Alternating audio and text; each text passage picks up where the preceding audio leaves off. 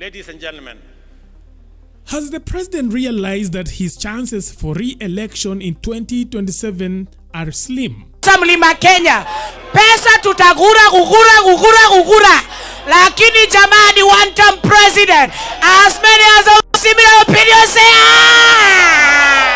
Now, across the country, whispers of a one-term regime, or rather one-term president, have grown louder, a reality the president seems desperate to avoid. Stop telling people at night that William Ruto is a one-term president and you will marshal your community to undermine, to sabotage the government of President William Ruto so that he fails that you become president.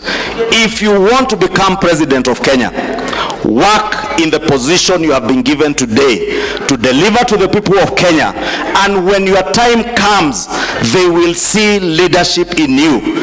But if you seek to sabotage the government of Kenya for your own selfish ends, my brother, you will go absolutely nowhere. Joe Bia.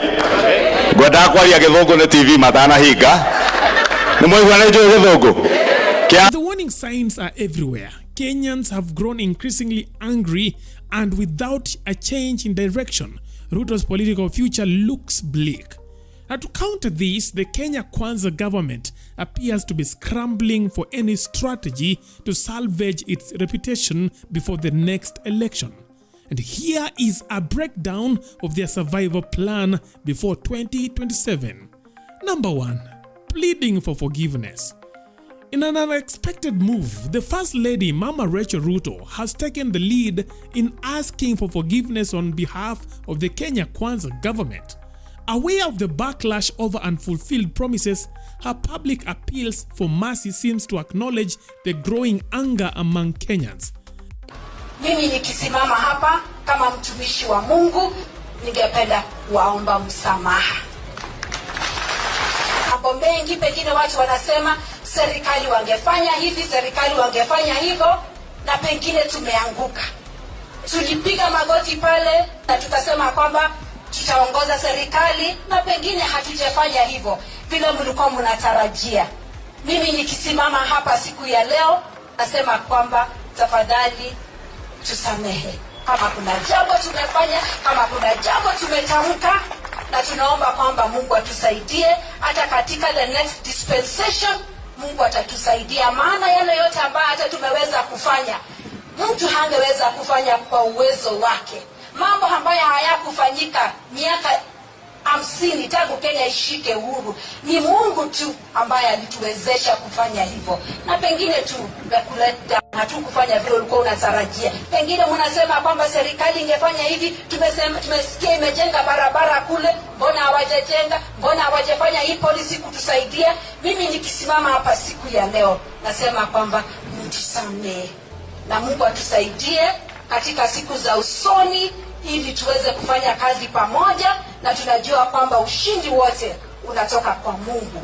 Nataka kuambia kwamba tunawapenda, president wetu anawapenda, our first lady anawapenda, deputy president anawapenda, najua kwamba wanawashughulikia usiku na mchana.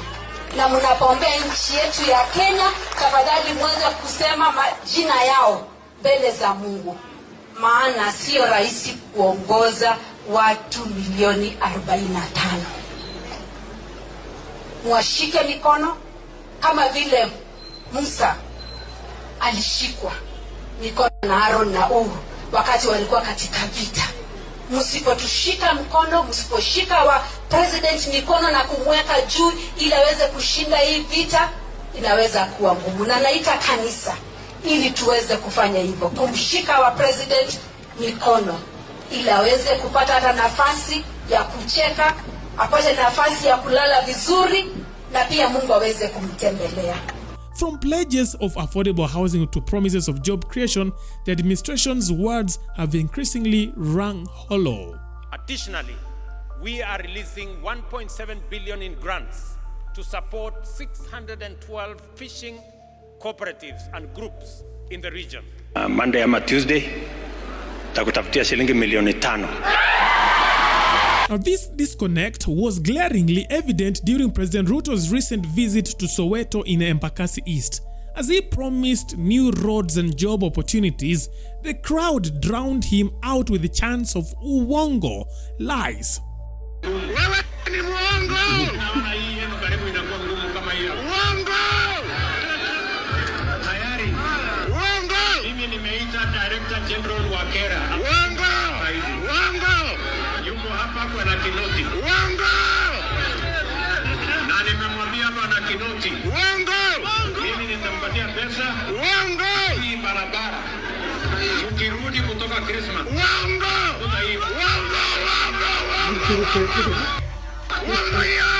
It is clear that the public's trust has eroded, and now the government hopes that humility and contrition might prevent further damage. Number 2, admitting Kenya's dire economic state. After months of denial, the Kenya Kwanza administration is finally acknowledging what every Kenyan already knows. The economy is in shambles. Another more direct question that emerges every now and then is whether public policy in this administration is in furtherance of service delivery to citizens or just in aid of political strategy. It is undeniable that for many Kenyans, times are hard and the struggle to meet their daily basic needs remains daunting.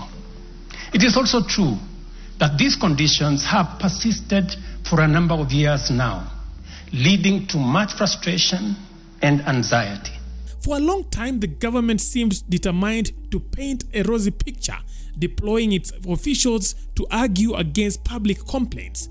If Kenyans would complain about a thing, the government will unleash its battalion to counter the complaints, and they would prove that Kenyans are actually wrong while the government is right. That our economy is stable. Our economy is regaining its foothold, courtesy of the good leadership, Your Excellency, that you have set out. Tumeona, Your Excellency, yale tumeambiwa takrimu zinatuonyesha not just our GDP growth at almost 5.9 heading to 6%. Inflation imeweza kudhibitiwa. Na umeona hata reports za World Bank zikituambia ya kuwa Kenya is among the countries in the world that have been able to contain inflation. Na ndio maana Mheshimiwa Rais, mimi sina wasiwasi. Proudly, these sacrifices have paid off. I can now confirm, without fear of any contradiction, that Kenya is safely out of the danger of debt distress and that our economy is on a stable footing. From claiming maize flour's prices had dropped to touting an improved Kenyan shilling to dollar exchange rate, leaders like DP Kindiki insisted that all is well. Shilingi ya Kenya ilikuwa dhaifu. Dola moja ya Marekani ilikuwa inagharimu shilingi ya Kenya 165. Leo hii dola yetu imepata nguvu kwa sababu inagharimu shilingi 129, 127 katika dola moja ya Marekani.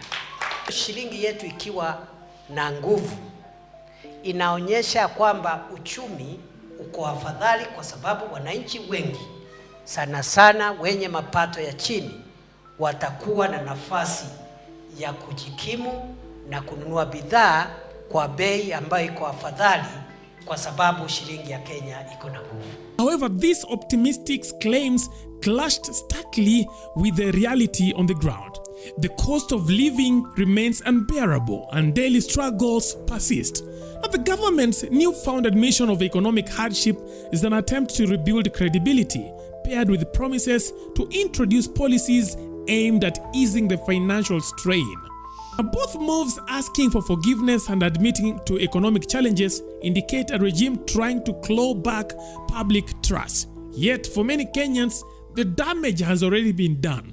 Forgiveness might soothe a fraction of the anger, but tangible results will be the true test of whether the government can rebuild its reputation before 2027.